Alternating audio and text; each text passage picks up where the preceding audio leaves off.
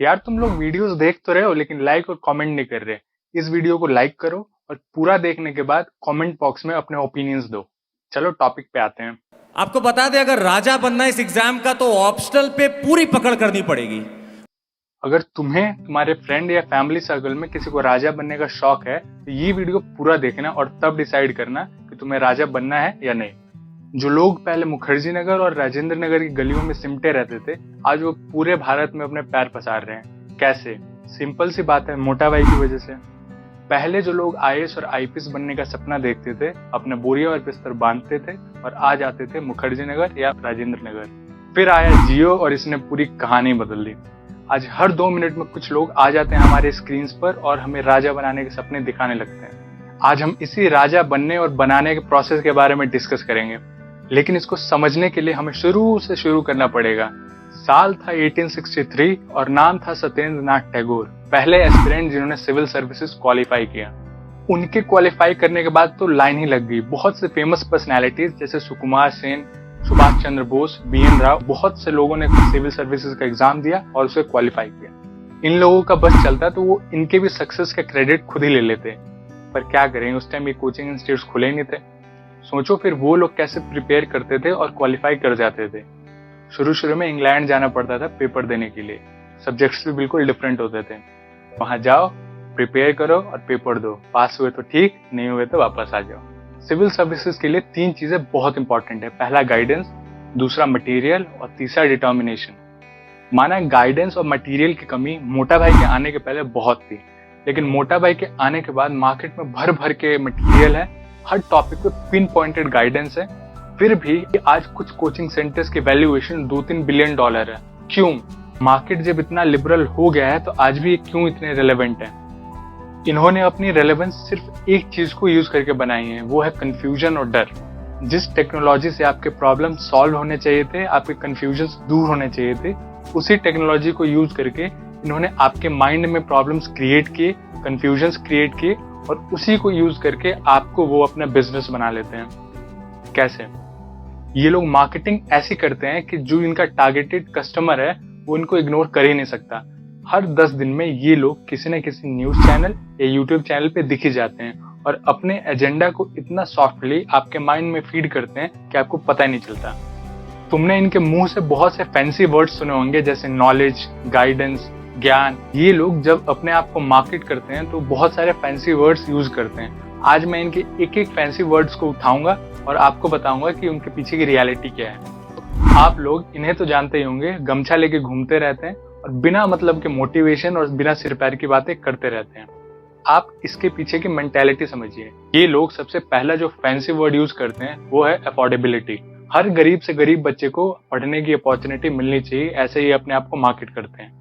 अब रियलिटी ये है कि 1 साल का मिनिमम खर्चा 2 से 3 लाख रुपए आता है एक एस्पिरेंट के लिए, और इनके लिए ये अमाउंट बिल्कुल अफोर्डेबल है। तैयारी करो 2-3 साल आराम से। दूसरा जो फैंसी वर्ड ये यूज करते हैं वो है गाइडेंस। रीजनिंग ये देते हैं कि सिलेबस बहुत वास्ट और डायनेमिक है, तो कोई ना कोई तो चाहिए ही गाइडेंस देने के लिए। अग्रीड। लेकिन रियलिटी ये है कि गाइडेंस बोल के सबसे ज्यादा मिसगाइड यही लोग करते हैं। कैसे? फॉर एग्जाम्पल 2023 के प्रीलिम्स का पेपर एक बार तुम रिव्यू कर लेना यूट्यूब से, तुम्हें पता लग जाएगा कि कितना ये गाइड करते हैं। इनको खुद कुछ नहीं पता होता कि पेपर क्या आएगा, किस लेवल का आएगा, कैसे प्रिपेयर करना है, और ये दूसरों को गाइडेंस देने की बात करते हैं। मार्केट में हर एक तरीके से ये लोग इतना इररिलेवेंट कंटेंट अपलोड करते हैं कि हर एक एस्पिरेंट हमेशा कंफ्यूज ही रहता है और इसी का फायदा ये लोग उठाते हैं। एस्पिरेंट कंफ्यूज है तो उसको कोई चाहिए रिलाई करने के लिए, और वहीं ये गैप फिल करते हैं पैसा लेके। तुम्हें लग रहा होगा कि इतना ही स्कैम है तो इतने सारे लोग आते क्यों हैं, टॉपर्स इतनी तारीफ क्यों करते हैं, ब्ला ब्ला। भाई सीट बस 1000 है, 10 लाख लोग फॉर्म भरते हैं, 4 से 5 लाख लोग अपीयर होते हैं। 1000 का तो होगा ही, वो अपने आप निकल जाएंगे। बाकी बचे 3 से 4 लाख लोग, उनका क्या? इसी बात का ये लोग फायदा उठाते हैं। समझो तुम 10th स्टैंडर्ड में हो, तुम्हारे पास एक पर्टिकुलर सिलेबस है प्रिपेयर करने के लिए और पेपर देने के लिए। तुमने पूरे साल लग के तैयारी की और पेपर देने चले गए। पेपर देने के बाद ये पता चला कि जो तुम्हें पढ़ाया गया उसमें से कुछ आया ही नहीं, तो तुम्हें कैसा लगेगा? तुम्हारे लिए तो तुम्हारा पूरा फ्यूचर बर्बाद। सोचो अगर ऐसा तुम्हारे साथ 10th स्टैंडर्ड में हुआ होता तो अकाउंटेबल कौन होता? एक वो जिसने तुम्हें पढ़ाया है, एक तुम, और जिसने पेपर सेट किया है। बट यूपीएससी के केस में एक ही आदमी अकाउंटेबल होता है, वो है एस्पिरेंट। जब भी यूपीएससी का रिजल्ट अनाउंस होता है, सबसे पहले तो कोचिंग इंस्टीट्यूट्स टॉपर्स को खरीदने और बेचने में टाइम लगाते हैं, फिर उनकी सक्सेस स्टोरीज में टाइम लगाते हैं, फिर टाइम आता है मेन मार्केट को कैप्चर करने का। जो बच्चे फेल हो गए हैं या जो बच्चे एस्पायर करते हैं यूपीएससी के लिए, कुछ दिनों तक फेक मोटिवेशन देंगे और फिर एक कोर्स ऑफर करेंगे, ये कोर्स ले लो तो तुम सक्सेसफुल हो जाओगे। लेकिन क्या ये कोचिंग इंस्टीट्यूट्स अकाउंटेबल हैं? ये तो अपने बिजनेस साइकिल में फिर से लग जाते हैं और इनका हर साल का यही रूटीन होता है।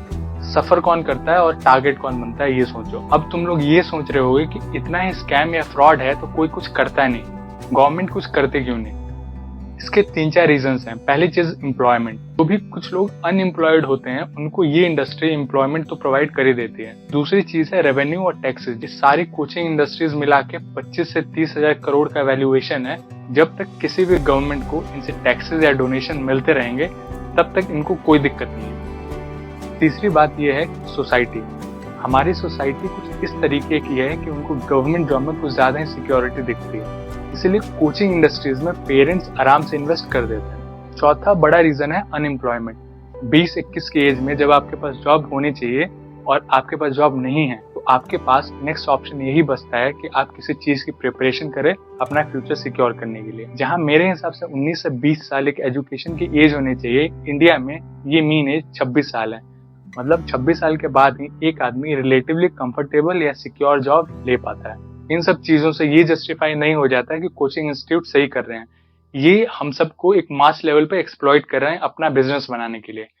इन कोचिंग इंस्टीट्यूट्स ने जो इकोनॉमिक एनवायरनमेंट क्रिएट किया है, उससे थोड़ा फायदा तो हुआ ही है, लेकिन इससे लॉसेस भी बहुत हैं। अगर मैं इन सब चीजों को एक लाइन में बोलूं तो मैं ये बोल सकता हूँ कि gain in short term and loss in long term. ये कोचिंग इंडस्ट्री इकोनॉमिक अपॉर्चुनिटी तो देती हैं, लेकिन साथ ही साथ किसी लोअर मिडिल क्लास या मिडिल क्लास आदमी के लिए बहुत सारी दिक्कतें भी पैदा करती हैं। अगर तुमने भी ऐसी दिक्कतें फेस की है तो कमेंट बॉक्स में बताओ, और इस वीडियो के बारे में तुम्हारा क्या ओपिनियन है जरूर कमेंट करना। चलो बाय।